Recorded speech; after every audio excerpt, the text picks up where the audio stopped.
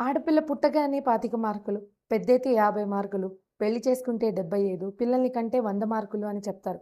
ఆడపిల్ల సంపూర్ణంగా ఆడపిల్లగా గుర్తించబడాలి అంటే పెళ్లి చేసుకొని పిల్లల్ని కనాలి అంటారా?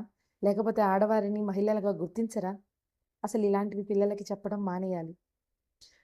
ఆడవారిలో ఆత్మస్థైర్యాన్ని పెంచాలి. మహిళల్లో సహజంగా ఉండే లోపాలను ఎత్తి చూపించి మీరు తక్కువ అని చెప్తున్నారే, ఆ లోపం ఈ సృష్టికే మూలం. శారీరక బలం లేకపోవచ్చు కానీ, మానసిక దృఢత్వం కలిగిన వారే మహిళలు.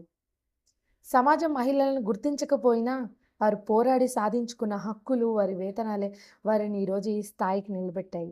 పురుషుడికి ఏమాత్రం తక్కువ కాదు అని నిరూపించుకుంటున్నారు.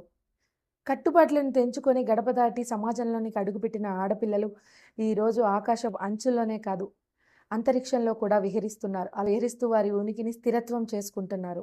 నాడు గడప దాటడానికే ఆలోచించిన ఆడవారు ఈరోజు ఇంతటి ఉనికిని సంపాదించుకుంటున్నారు అంటే ఈ కొన్ని వేల మంది మహిళల పోరాటం. మహిళలతో పాటు పురుషులు కూడా వారికి సహకరించి వారితో పాటు పోరాడారు.